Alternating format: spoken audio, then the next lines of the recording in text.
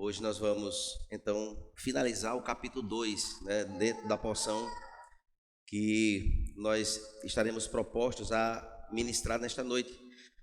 E o tema da mensagem hoje é Unidos pela Cruz de Cristo.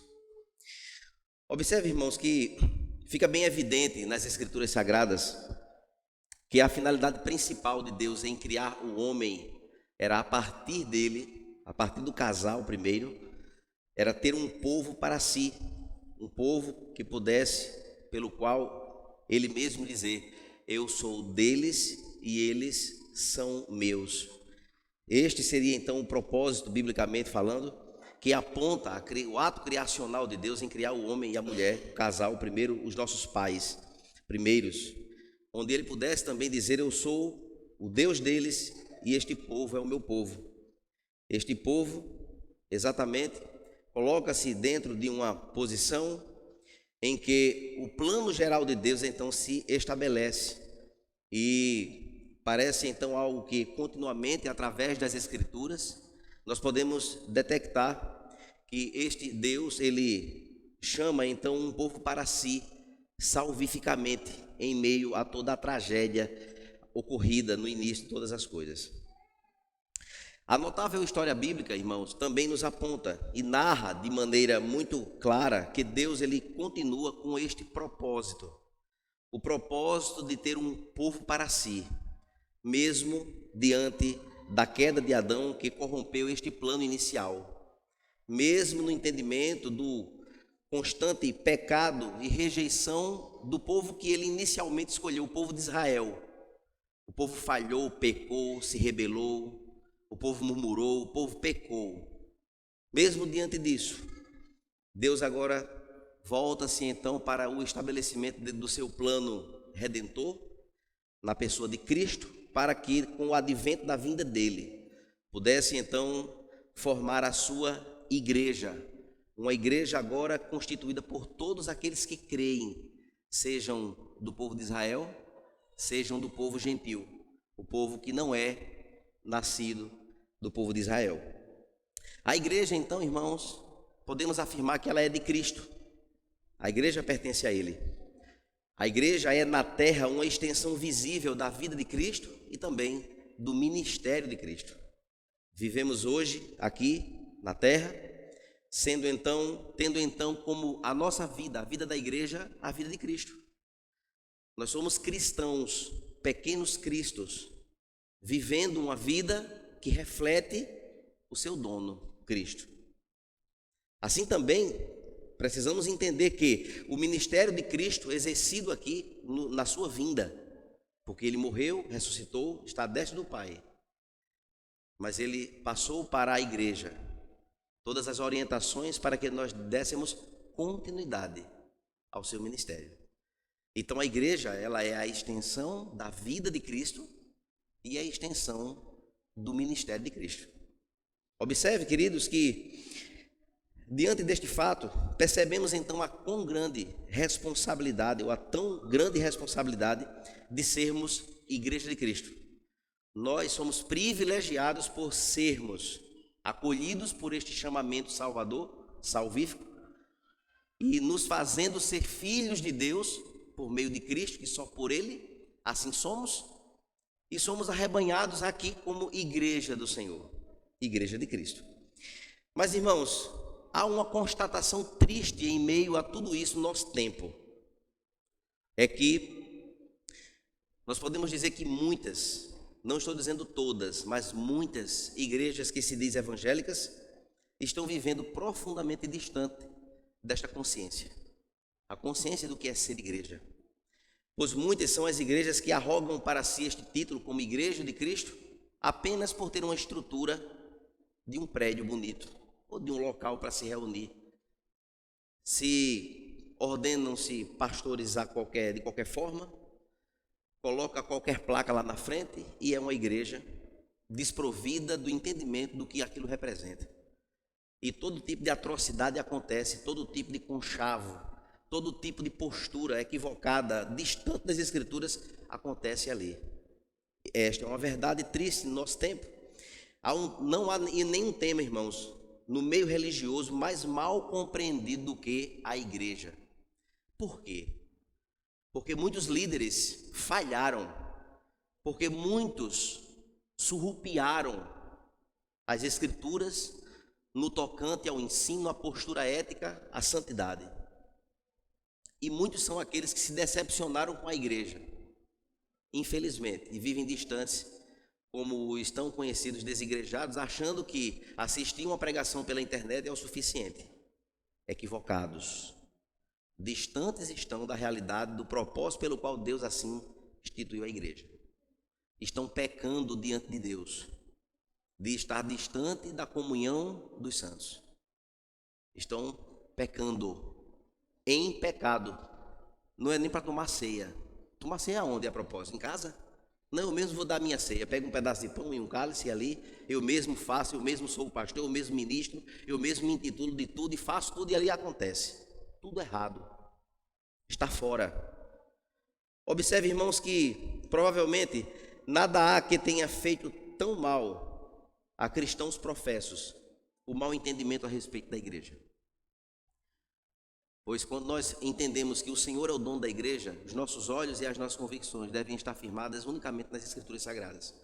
A palavra de Deus é o nosso norte, é onde o Deus dono da igreja se revelou. E nela nós precisamos nos firmar, nas Escrituras, não em falhas, frágeis, limitadas. Mas, irmãos, eu creio que a falta da correta compreensão deste assunto é uma das grandes causas dos erros religiosos e de muitos que tropeçam na sua caminhada. Nosso desejo, irmãos, aqui nesta noite, é despertar a nossa atenção para o principal sentido em que a palavra igreja ela é empregada no Novo Testamento, tão próximo aqui e tão oportuna para nós aqui nesta noite. É uma igreja, irmãos, aquele agrupamento que identifica-se com todos os membros que tem em si um sinal de uma nova sociedade. Aí a igreja.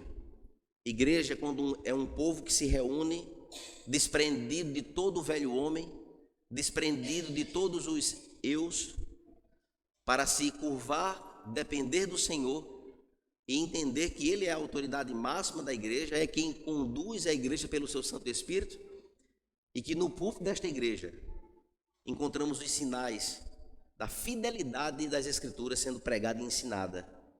Ali encontra-se uma igreja. Todos nascidos do Espírito Santo, irmãos, caminham em comunhão. É uma característica da igreja. Todos devem, então, irmãos, terem em si uma evidente, clara e sensível perspectiva de arrependimento para que Deus, aliás, para com Deus e em fé no nosso Senhor Jesus Cristo, vivam em santidade, vivendo então frutos ou produzindo frutos de uma genuína conversão. Ali é uma igreja. Uma igreja tem como característica aqueles que odeiam o pecado e amam a Cristo. É uma grande evidência do que é a igreja.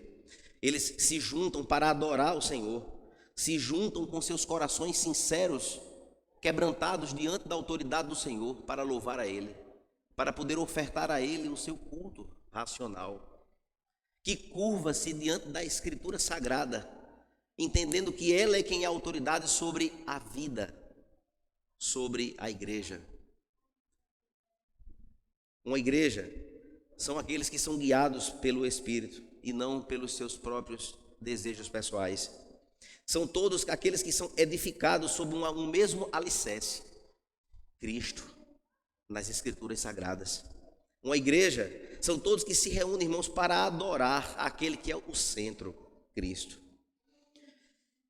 E que tem um pastor que deseja ver irmãos em Cristo, renascidos, tendo suas almas convertidas e sujeitas a Cristo, onde o seu objetivo é ver o Senhor juntando dali, daqui, sendo retirados do mundo, sendo transportados, tomando a sua cruz, seguindo a Cristo, e desta forma, acolhendo-se então e ajuntando-se um povo na verdadeira igreja. Esta é a perspectiva, irmãos, verdadeira de uma igreja. E na finalização deste segundo capítulo de Efésios, nós vamos refletir dos versos 11 ao verso 22 do segundo capítulo de Efésios. Abra sua Bíblia, Efésios 2, 11 a 22. Vamos ler, vocês podem ficar sentados.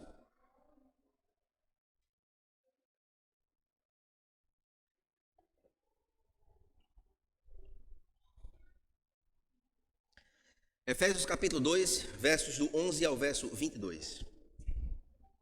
Portanto, lembrem-se de que no passado vocês eram gentios na carne, chamados incircuncisão por aqueles que se intitulam circuncisão, que é feita na carne por mãos humanas. Naquele tempo vocês estavam sem Cristo, separados da comunidade de Israel e estranhos às alianças da promessa, não tendo esperança e sem Deus no mundo. Mas agora, em Cristo Jesus, vocês que antes estavam longe foram aproximados pelo sangue de Cristo, porque Ele é a nossa paz. De dois povos fez um só, na sua carne, derrubou a parede de separação que estava no meio, a inimizade. Cristo aboliu a lei dos mandamentos na forma de ordenanças, para que dos dois criasse em si mesmo uma nova humanidade, fazendo a paz, e reconciliasse ambos em um só corpo com Deus, por meio da cruz, destruindo a inimizade por meio dela. E quando veio, Cristo evangelizou paz a vocês que estavam longe, e paz também aos que estavam perto, porque por meio dele ambos temos acesso ao Pai em um só Espírito. Assim, vocês não são mais estrangeiros e peregrinos, mas concidadãos dos santos e membros da família de Deus, edificados sobre o fundamento dos apóstolos e profetas, sendo Ele mesmo, Cristo Jesus, a pedra angular. Nele todo o edifício bem ajustado cresce para ser um santuário dedicado ao Senhor. Nele também vocês estão sendo edificados, junto com os outros, para serem morada de Deus no Espírito. Vamos orar ao Senhor. Pai querido, nós te louvamos mais uma vez e te pedimos, Pai, a tua intervenção neste momento. Que nossas mentes, ó Deus, sejam iluminadas, Senhor, ao conhecimento e ao entendimento da tua palavra. Fala aos nossos corações, Pai. Salva vidas nesta noite. Que sejamos despertados, ó Deus, ao que nós somos pelos teus grandes feitos, por teu Filho na cruz. Ó Deus, muito obrigado, Pai, por esta oportunidade. Te peço, ó Deus, a tua graça diante, ó Deus, desta ministração. Assim nós te oramos e te agradecemos em Cristo Jesus. Amém. Meus irmãos, o texto de Efésios expressa algumas informações importantes a respeito da igreja. É bem verdade que nós podemos detectar isso desde o início da nossa série de mensagens. Muitos dos principais estudos sobre a igreja, os comentaristas e pessoas que se dedicam ao Novo Testamento deram uma atenção especial à carta aos Efésios, de terem nela uma particular mensagem acerca da igreja de Cristo, que isso representa. E como isso nos empolga, quem gosta de eclesiologia, como é o meu caso, a gente simpatiza muito com essa estrutura feita pelo próprio Deus e que nos envolve como povo de Deus nesta caminhada aqui. Observe que nos 10 primeiros versos da carta aos Efésios, que nós ministramos na semana passada, Paulo então traz a lembrança dos seus leitores, não é? A mudança dramática e estremecedora que ocorreu na vida daquele povo, na vida deles, dos que foram resgatados, alcançados, que foram feitos agora filhos de Deus, igreja do Senhor, especialmente no que diz respeito à dimensão vertical. Observe bem isso. Observe que nos primeiros 10 versos do capítulo 2, ele estabelece uma relação, uma conciliação na vertical do povo com Deus, em Cristo. Mas isto é, irmãos, a respeito então deste relacionamento com o divino, e tudo isso é moldado em uma espécie de estrutura, Antes vocês estavam numa situação, mas em Cristo agora, vocês estão agora em uma nova situação de comunhão com Deus.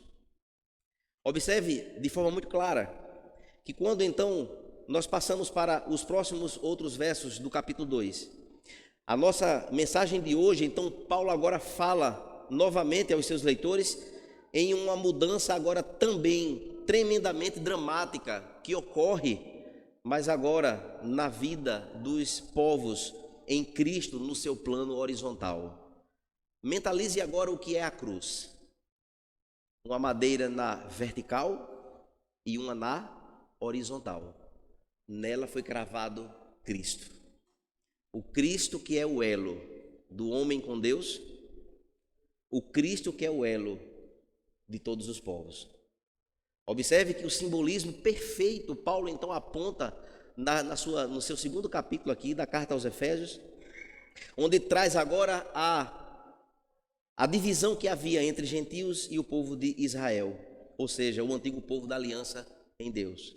Queridos, na verdade, nós podemos ainda perceber que este grande poder reconciliador em Cristo vê-nos agora reconciliados não apenas com Deus, mas agora com Cristo, com os povos também. Em outras palavras, o capítulo 2 é o resultado dessa demonstração que o apóstolo Paulo, na sua grande oração no capítulo 1, ele faz. Ele ora, então, no primeiro capítulo, do verso 15 ao verso 23, de que todos eles pudessem ter os olhos dos seus corações abertos para que eles pudessem ver o poder do Senhor, o poder do nosso Deus, que em Cristo assim fez uma grande transformação na vida daquele povo. O que tudo isso, irmão, sugere é que Paulo deseja desesperadamente que os verdadeiros crentes em Cristo Jesus apreciem cada vez mais quão transcendentemente maravilhoso é o Evangelho. O que é que o Evangelho produz e faz? E aí, queridos, versos 11 e 12 que nós lemos, Paulo se dirige então aos seus leitores como gentios de nascimento. E agora, irmãos, a gente vai adentrar dentro de uma profundidade extraordinária do grande feito do nosso Deus. E para isso nós também iremos recorrer a outros textos aqui para um entendimento mais claro acerca disso. Observe, irmãos, que o verso 11 e o verso 12, quando ele diz, portanto, né? Lembrem-se de que no passado vocês eram gentios na carne, chamados incircuncisão por aqueles que se intitulavam circuncisão, ou se intitulam circuncisão, que é feita na carne por mãos humanas. Naquele tempo, vocês estavam sem Cristo, separados da comunidade de Israel e estranhos das alianças da promessa, não tendo esperança e sem Deus no mundo. Observe, queridos, que quando o texto começa então com a palavra portanto, nós precisamos compreender que aqui o apóstolo está dizendo, depois destas coisas, ou seja, nós precisamos voltar e ler o que tinha antes, que foi o que nós ministramos domingo passado. Portanto o quê? Ou seja, diante do que foi dito, né?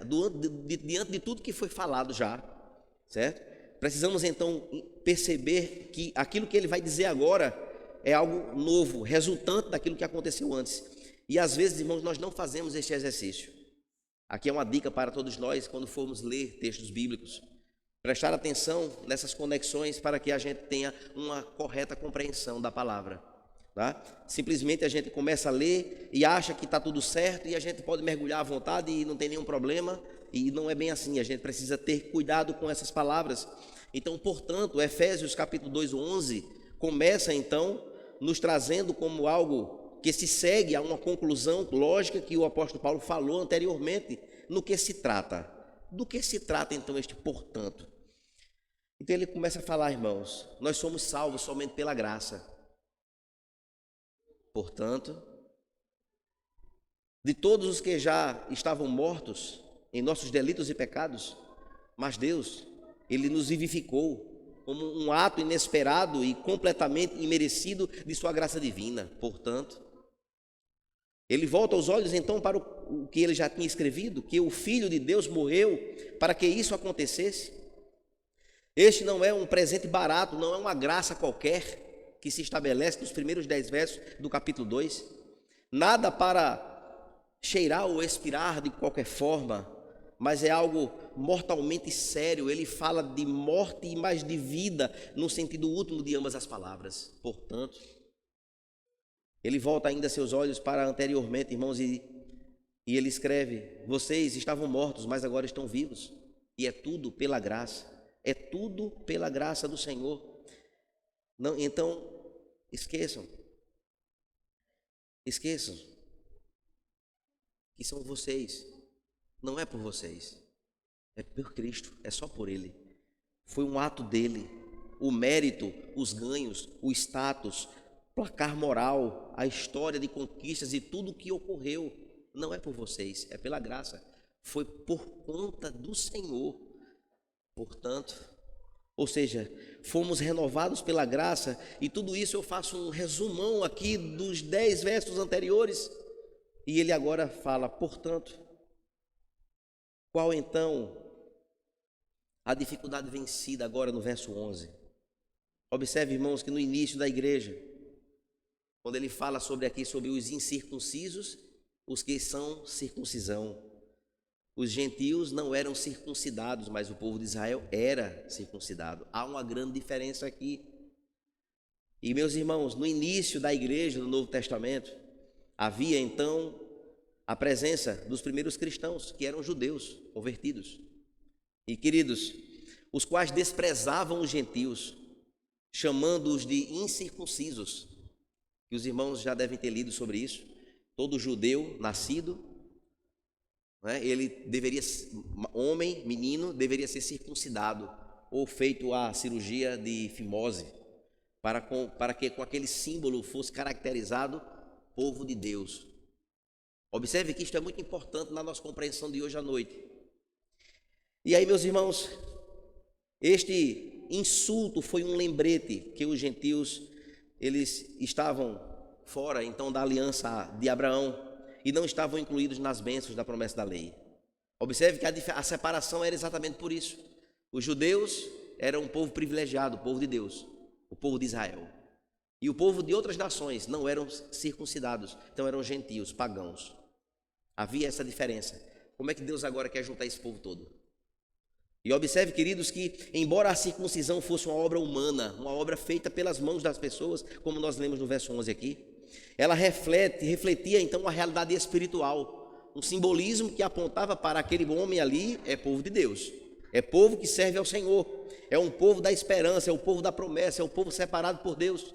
E isto era uma dificuldade, e esse problema então surge em Atos capítulo 15. Em Atos capítulo 15 estabelece então uma crise. O que é que acontece lá? Judeus cristãos ensinando que para os gentios serem aceitos precisavam ser circuncidados.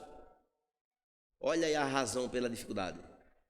Não se os gentios que se converterem ao Senhor Jesus pelo Evangelho, para serem aceitos, têm que ser circuncidados. E começou agora esta dificuldade estabelecida por parte daqueles judeus que eram críticos e defensores, da lei, tendo surgido então este debate, irmãos, com estes judeus. Paulo e Barnabé tiveram que se dirigir a Jerusalém para resolver essa questão. Chegando lá, o apóstolo Paulo, ele então arrebenta com um argumento em meio à grande discussão, no capítulo 15, versículos do 7 ao 11. Toda a multidão então silenciou com as palavras de Pedro, porque Pedro fez uma argumentação extraordinária, e eu queria ler com os irmãos. Abra sua Bíblia em Atos capítulo 15, e os versículos do 7 até o verso 11. Vamos ler o que é que está dizendo aqui.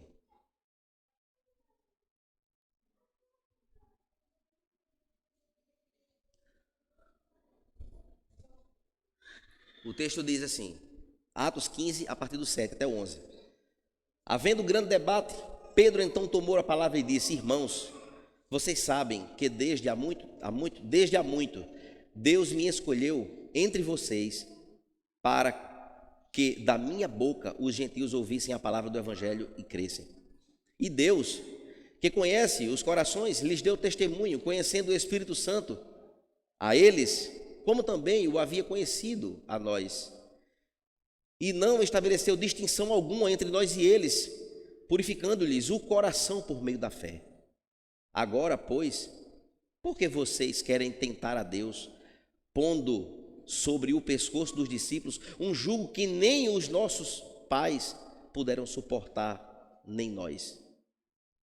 Mas cremos que somos salvos pela graça do Senhor Jesus, assim como eles. Pedro, então, dá uma palavra checkmate. Em outras palavras, que bobagem é essa que vocês estão falando? Nós somos salvos pela graça e eles também. Não há distinção alguma. Eu fui levantado do meio de vocês para ser boca de Deus lá, pregando o evangelho para aquele povo, para os gentios. E aí, meus irmãos, finalmente levam o caso para Tiago, irmão de Jesus, que era o líder maior da igreja em Jerusalém. E no final ele toma a palavra, dando testemunho então das Escrituras, irmãos, que a salvação é para os gentios também. E no livro de Atos, capítulo 15, os versos mais adiante, 16 até 18, Tiago então resgata o que está escrito em Amós, capítulo 9, verso 11. E meus irmãos, Paulo então reforça essa doutrina em Romanos capítulo 2, versos 22 e 29, pelo conhecimento do que Deus falou também em Deuteronômio capítulo 30 e verso 6. Eu vou ler aqui essas duas passagens. Romanos 2, versos 28 e 29. O texto diz: porque não é judeu o que é exteriormente, nem é circunciso a que o exteriormente na carne, mas é judeu o que é no interior, a circuncisão a que é do coração no espírito.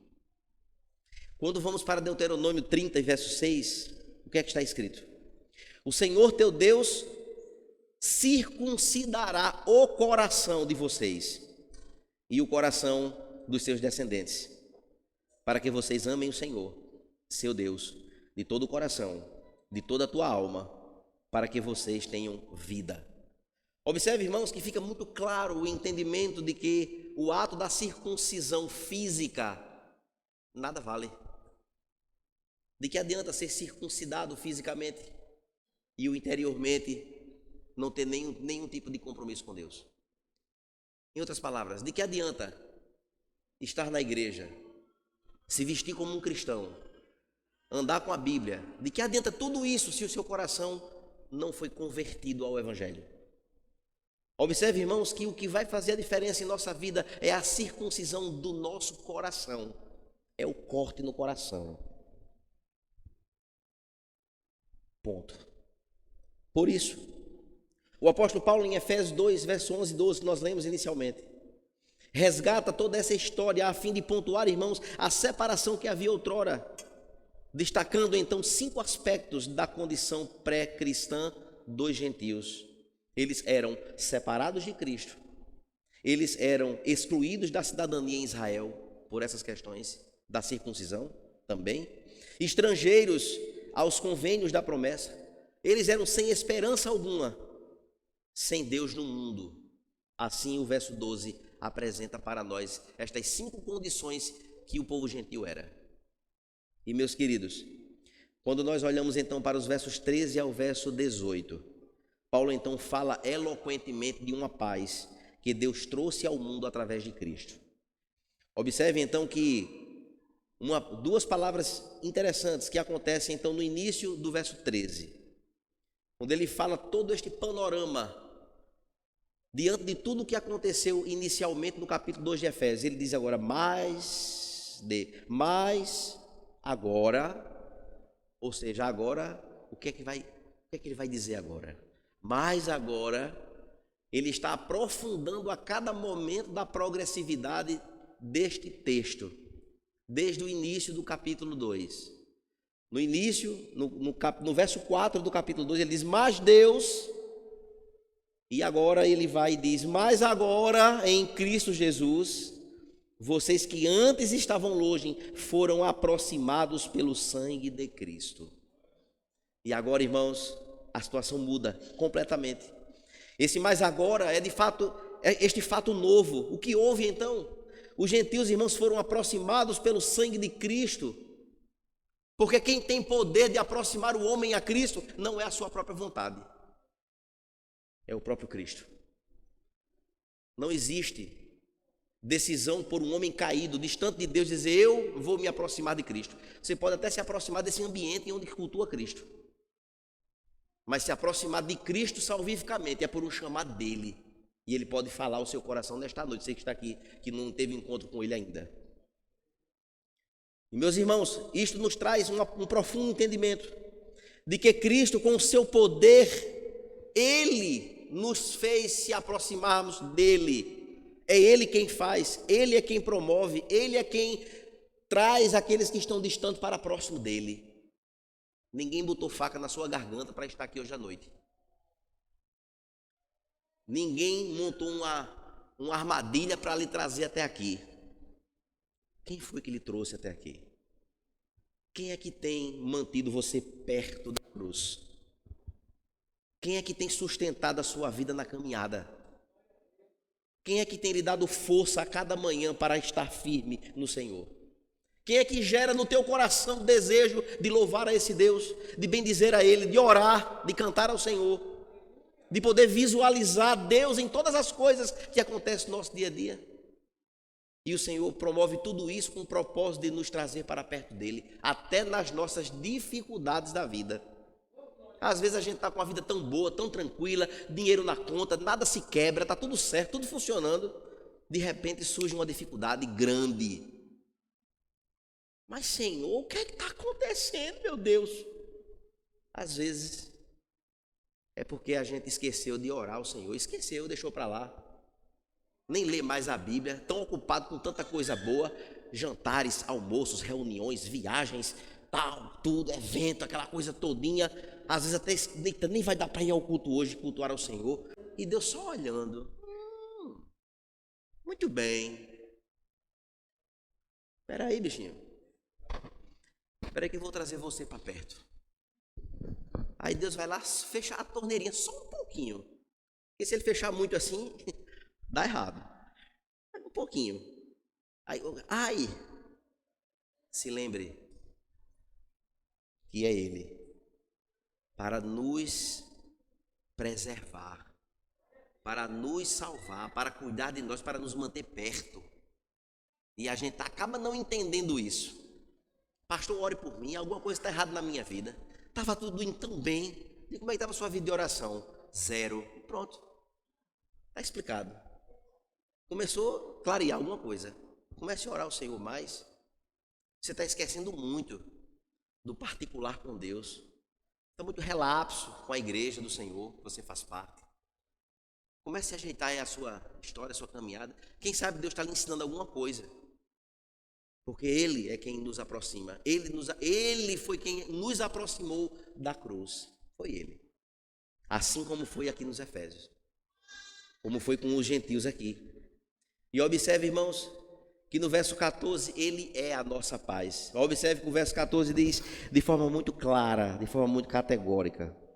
Porque Ele é a nossa paz, e de 2 povos Ele fez um só na sua carne. Quando Ele morreu na cruz, derrubou a parede que separava, que estava no meio, a inimizade. Meus irmãos, de 2 povos fez um, somente pelo seu sacrifício. Acabou com essa coisa, com essa separação. Ele reconciliou todos os tipos de povos, de todas as nações, de todas as raças, de todas as línguas. O Senhor juntou todos, fazendo de todos o seu povo, o povo de Deus. Aqueles que eram forasteiros, que eram considerados como incircuncisos, Ele trouxe para perto. Porque desde o Antigo Testamento, a circuncisão, como lemos, não é em aspectos físicos aparentes, mas no coração. E queridos, versos 15 e 16, o que então Cristo fez? Nós podemos, irmãos, acreditar que este versículo gerou discussões intermináveis na história da teologia. O verso 15 e o verso 16, observe que ele diz assim: Cristo aboliu a lei dos mandamentos na forma de ordenanças, para que dos 2 criasse em si mesmo uma nova humanidade, fazendo a paz, e reconciliasse ambos em um só corpo com Deus, por meio da cruz, destruindo a inimizade por meio dela. E, queridos, muitos pegam isso aqui de forma muito descuidada e dizem, olha aí, tá vendo? O Senhor aboliu a lei, não existe mais lei, agora tudo é graça e pronto, e vamos, agora acabou com tudo. Não, o texto não está dizendo isso não, irmãos. Tenham calma, o texto não está dizendo isso. O Senhor veio cumprir a lei e não abolir a lei. O detalhe está então na forma das ordenanças, pois a lei do Antigo Testamento possui dois aspectos. O aspecto moral de Deus, que são os mandamentos que estão lá escritos, e as leis cerimoniais, aquilo que se fazia. Aquilo que fazia apontando para Cristo, que nele se cumpriu. Arca da Aliança, para que isso? Papo furado, irmão. Já passou. Candelabro, já passou. Mesa de propiciação, já passou. Todos esses sinais, esses símbolos, holocausto, tabernáculo, tudo isso eram luzes que apontavam para aquele que viria e que nele se cumpriria tudo. E ainda há muitas igrejas querendo resgatar tudo isso. Errado, está fora, tem nada a ver mais. Tudo isso foi cumprido em Cristo. E ponto final. Então o Senhor veio abolir exatamente isso. Ele veio agora, ele é o cumprimento de todos esses sinais. Observe que a Bíblia da Fé Reformada, ela diz o seguinte: Cristo ofereceu o seu próprio corpo, o sacrifício final, para o qual os sacrifícios do templo meramente apontavam para ele. As leis cerimoniais do Antigo Testamento, que separavam os judeus dos gentios exatamente por essas questões, não são mais apropriadas ao povo de Deus, pois o seu cumprimento já ocorreu na pessoa de Cristo. Glória a Deus por isso. Não há mais separação. Jesus Cristo, irmãos, destruiu então esta separação e esta inimizade por meio da cruz, do seu sacrifício pelo seu único povo, o povo de sua propriedade, alicerçada pelo seu amor salvador e abrangente, que vai ao encontro de todos os povos em todos os lugares, formando e ajuntando então a sua igreja, aquela que será resgatada no grande dia. E eu espero que todos nós estejamos incluídos nisso. Amém? Porque o coração circuncidado, só o Senhor é quem vê. O pastor nem homem algum vê. A gente não consegue prescrutar e perceber esta circuncisão no coração. Mas o Senhor, Ele tem esse poder de isto fazer. E somente, irmãos, por meio de Jesus, nós temos acesso ao Pai no Espírito. Assim diz o verso 16, confirmando exatamente o que o Senhor Jesus falou em João 14,6. Eu sou o caminho, eu sou a verdade, e eu sou a vida. Ninguém vai ao Pai se não for por Ele. Não tem outro caminho, não tem outra forma. A nossa reconciliação com Deus e a reconciliação do ajuntamento do povo de Deus se deu por Cristo, porque somente Ele é o poderoso para isto fazer. E ponto final. Assim, meus irmãos, o verso 19 até o verso 22, na parte final da nossa exposição de hoje, nós podemos, irmãos, compreender que Paulo afirma que os cristãos gentios, portanto, não são mais estrangeiros nem forasteiros, não, mas são membros da família de Deus. E isso é algo extraordinário. Como consequência disso, irmãos, aqueles irmãos gentios, eles deixam a condição de serem estrangeiros e forasteiros e assumem uma nova estatura diante desta realidade, a de concidadãos do povo de Deus e membros da família de Deus, conforme o verso 19. Através de Cristo somos membros da família de Deus. E aqui eu queria abrir um parêntese importante. Aquilo que foi dito hoje pela manhã aqui, na ministração da Escola Bíblica Dominical. Essa história de dizer que toda a humanidade somos filhos de Deus, não é verdade. Deus tem uma família na terra, é a família dos seus filhos. E quem são seus filhos? Segundo o Evangelho de João, diz que todos aqueles que o receberam, receberam a Cristo. Deu-lhes o poder de serem feitos filhos de Deus. Apenas estes são filhos de Deus. E os outros são criaturas, faz parte da criação geral de Deus. Então essa história de dizer que todo mundo é irmão, não está certo. A família de Deus é a família do povo que Ele arrebanhou para si. É a família dos seus filhos, que Ele está juntando de todas as partes, de todo o mundo, de todos os povos, línguas, nações. Está juntando esse povo, para quando Ele vier buscar a sua igreja, Ele resgatar os seus filhos, a sua família, aqueles que creram no nome do Senhor Jesus, que se entregaram completamente ao Senhor Jesus, que se lançaram aos pés do Senhor, arrependidos dos seus pecados, que não encontram mais esperança em nada, e pelo ouvir da palavra de Deus, fé foi gerada no coração desses, e esses sim receberam Jesus como seu único e suficiente Salvador de suas vidas. Se você não fez isso hoje ainda, faça. Siga o que a palavra de Deus está lhe ensinando, está falando ao seu coração nesta noite. Este é o Evangelho, irmãos. E queridos, Paulo então adota uma nova metáfora, quando ele então no verso 20, ele agora fala sobre um edifício que está sendo edificado. E meus irmãos, como isso aqui é importante, eu queria chamar a sua atenção para este finalzinho da nossa reflexão de hoje. Quando ele diz, edificado sobre o fundamento dos apóstolos e profetas, sendo ele mesmo Cristo a pedra angular. Nele todo o edifício bem ajustado cresce para ser um santuário edificado ao Senhor. Nele também vocês estão sendo edificados junto com todos os outros para serem morada de Deus no Espírito. E queridos, ele traz agora a ideia deste edifício. E este edifício, nós vamos encontrar com esta metáfora ainda por alguns versículos pela frente. No capítulo 3, no verso 5, fala sobre estas pedras vivas, se refletindo a nós, a gente, a todos os crentes em Cristo Jesus.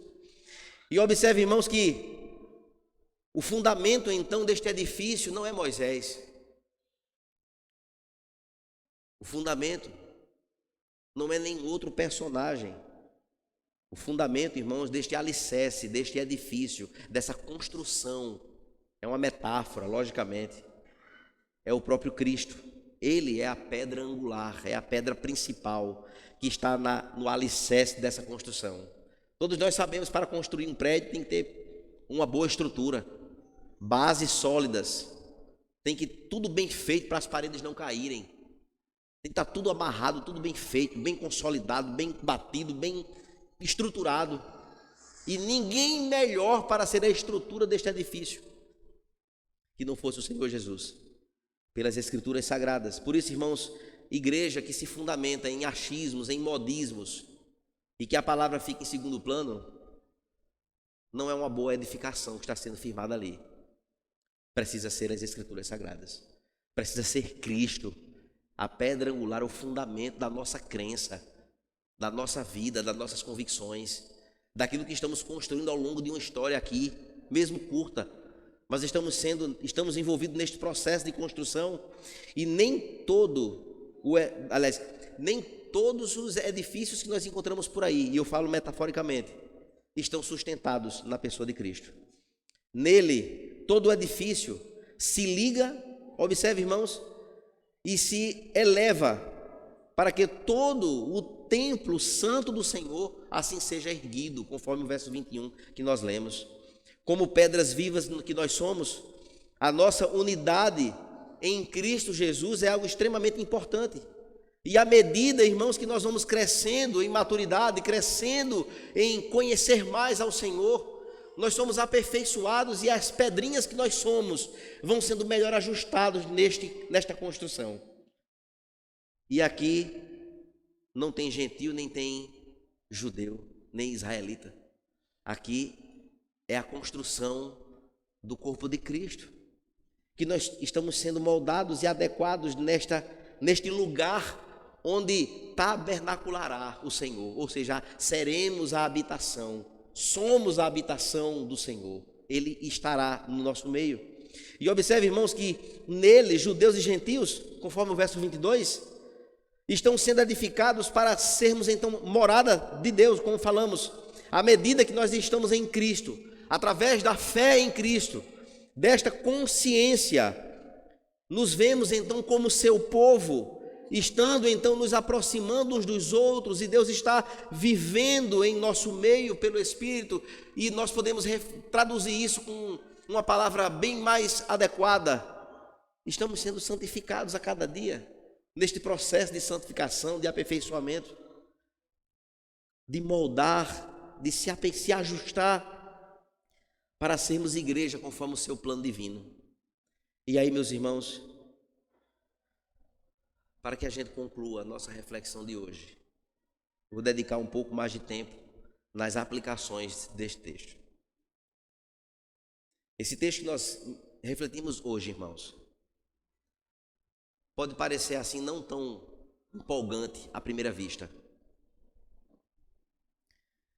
porque trata de um feito invisível, de um mistério grandioso do próprio Deus, que em Cristo ali na cruz, é muito simplista dizermos assim, ele morreu pelos nossos pecados, pronto, está tudo resolvido? Não é mentira, está tudo certo. Porém, no seu sacrifício, ele estava ali ligando-nos a Deus e ligando-nos horizontalmente. Havia ali um significado extraordinário, onde uma grande divisão havia entre os povos e agora nele, ele está juntando. Não temos ideia, irmãos, de quantos filhos dele hoje estão no mundo todo cultuando a ele, agora, neste momento. Chama-se de igreja invisível. Aqueles que adoram a ele em espírito e em verdade, conforme João fala, capítulo 4. E que quando ele vier buscar o seu povo, ele vai separar do meio deste povo que se junta no mundo inteiro, ele vai fazer a separação. Por quê? Os verdadeiros circuncidados do coração, estes têm os seus nomes escritos no livro da vida. E ele nos chamará, nos convocará, nos tomará, nos levará para todo sempre, estaremos com ele eternamente. Mas observe, irmãos, que quando nós olhamos para este aspecto, no tocante a tudo isso, o que é que isto tem a ver com a nossa vida aqui?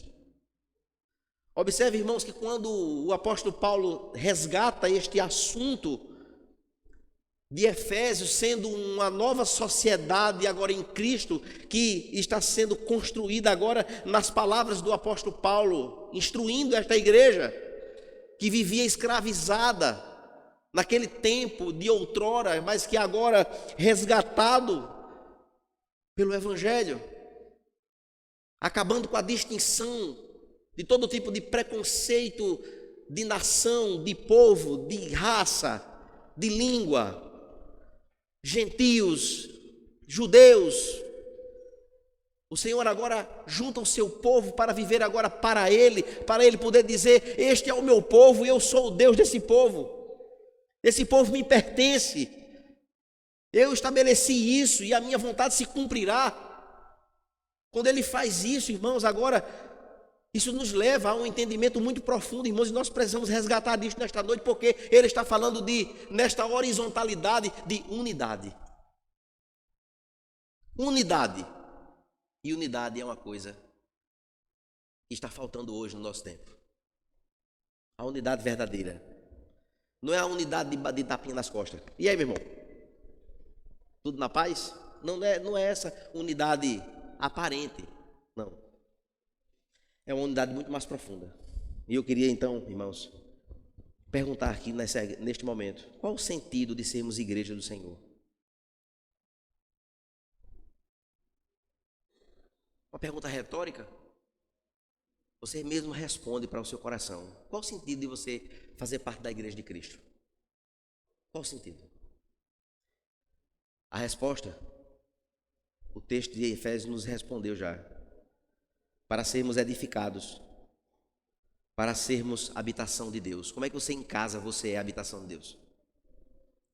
Como é que você recluso no seu mundo, isolado, distante, desconectado, como um desigrejado, você vai ser habitação de Deus? Como? Se a habitação de Deus é quando o povo se junta, que tem sido uma insistência, né, dessa igreja aqui, do pastor dessa igreja, o cara chato, né, que fica toda vez pegando no pé. 6 anos que eu estou aqui batendo na mesma tecla, irmãos, vamos se juntar, vamos adorar, vamos chegar aqui alegres, vamos. Porque, irmãos, quando a gente se junta é habitação. de Deus, ele se faz presente. Quando a gente sai daqui, o Senhor não está aqui mais não. Isso é um prédio, mais nada. Graças a Deus por ele. E a gente está orando para a gente derrubar essa parede aqui, ó, e aumentar. Amém, irmãos? Esse dia vai chegar, eu creio. Graças a Deus por essas paredes. Um ambiente agradável, bom para a gente se reunir, adequado para isso. Mas Deus não mora aqui. Aqui não é a habitação de Deus. Isso aqui não é altar não, irmãos. Altar aqui é só uma plataforma. Porque se eu pregar aqui embaixo, os irmãos lá atrás vão ter dificuldade de visualizar. Só isso. Somente. As coisas aqui são exclusivas para o culto. A gente não aluga isso aqui para outra coisa, a não ser para as coisas ligadas à igreja. Porque a igreja somos nós. Amém, irmãos? É a gente que é a igreja. No dia que a igreja que reunir quiser fazer o culto lá na rua ali, aí Deus vai estar lá. Ele habitará lá, não aqui, não. E assim, irmãos, diz uma canção por aí, presta atenção nisso aqui. Eu acho que você já deve ter ouvido quando diz assim: quando eu cheguei aqui, meu Senhor já estava. Misericórdia. Bom, calma, né? Se você chegou atrasado no culto, eu até concordo, porque aí já tinha gente aqui já, a igreja já estava reunida, né? Então quando você chegou aqui, a igreja, o culto estava rolando, já acontecendo a reunião, o povo, aí você já estava, certo. Mas se você for o primeiro a chegar, negativo. Se liga no que a gente canta, viu? Cuidado com essas canções que desdiz o que a Bíblia diz. Cuidado. Essa é uma das, tá certo? Eu não vou abrir aqui muitos parênteses não, porque se for falar de músicas erradas, não é? A roda grande que entra dentro da pequena, misericórdia. Que é isso, minha gente? Esse trecho foi tirado de uma música de Umbanda. Ajeitaram e colocaram dentro das igrejas para cantar. Se você escuta na sua casa, na sua playlist, apague hoje quando chegar em casa. A roda grande que entra dentro da pequena. Misericórdia. Nem ouça. E tantas outras coisas. Observe, irmãos, que no tocante à unidade, estou concluindo já. De tudo, irmãos, que nós estamos vendo nesta série de Efésios, em nome de Cristo, por tudo que Ele fez, pelo alvo de Deus para nos fazer igreja, nós deveríamos, irmãos, tolerar mais os nossos irmãos. Escute isso aqui. A gente devia ser mais tolerante com os nossos irmãos. Às vezes, eu não vou com a cara do irmão, sei lá, pelo um copo d'água, porque alguma coisa aconteceu, não sei. Sabe? Não, porque a pessoa, irmãos, é isso. Olha o que o Senhor fez. Rompeu todas as barreiras para que fôssemos um único povo. Olha, não me bote naquela equipe não, porque eu não trabalho com irmã fulana de tal. Meu amigo, era melhor você ir para casa ou se converter, entender o que é ser igreja, irmãos. Lembrando, viu, que isto é um assunto de alta seriedade. Não vamos olhar somente no movimento amplo dos efeitos de Efésios capítulo 2. Não faça isso não. Que lá o Senhor juntou judeus e gentios em um único povo. E nós aqui. Aqui não tem dois povos não, irmãos. Aqui não tem dois times. Tem esse corredor no meio aqui, aí. Mas isso não quer dizer que aqui é o time esse e aquele time aquele. Não. Somos um único povo. Amém? É. Deveríamos então, irmãos, perdoar o nosso irmão. Nos permitia isso. Deveríamos, irmãos, procurar o nosso irmão quando nós sentimos ofendidos. E utilize esta frase: somos irmãos em Cristo. Somos o único edifício para a habitação de Deus, porque não podemos conversar e nos entender. Prefere-se ficar no anonimato, morrendo, se acabando, dormindo toda noite com aquela pessoa, e quem não perdoa e corta caminho, né? Toda noite você dorme com aquela pessoa. E é uma verdade. Ganha o que com isso? Por que não conversar e resolver? Não há separação entre nós. Cristo rompeu todas as barreiras para nos fazer um povo só. Observe, irmãos, briga dentro da igreja. Não se escandalize, não. Porque é o que mais se tem hoje em dia por aí afora. E é uma vergonha. Competições, falta de entendimento do que é a igreja. Não tem outra explicação. Falta de conversão, de compreender o que Cristo fez na cruz. De entender o quanto custou a igreja. O Senhor veio, morreu por ela. E ainda diz assim: marido, assim como o Senhor entregou a sua vida pela sua igreja, entregue sua vida pela sua esposa. Temos coragem de fazer isso, homens casados que estão aqui? Amém? Mais ou menos. Uma demonstração do grande amor do Senhor Jesus pela sua igreja. Irmãos, sejamos instrumentos, irmãos. Sejamos instrumentos de Deus, de união. E jamais, nunca, de instrumentos do diabo. Porque quando eu promovo divisão, quando eu promovo partidarismo, quando eu promovo qualquer tipo de separação, de cisma, eu não estou sendo instrumento de Deus. Não construa de volta aquilo que o Senhor já destruiu lá atrás. Não vamos construir muros, irmãos. Vamos derrubar os muros. No que depender de nós, tenhamos paz com todos. Israel está em guerra. Precisamos orar por eles? Sim. Assim como orar pela Rússia e por aquele problema com o outro país lá, a Ucrânia. Israel, tenho vontade de ir para conhecer os lugares lá. Mas a água do Rio Jordão de lá não tem nenhum poder diferente do da Cagé para lá de casa. Certo?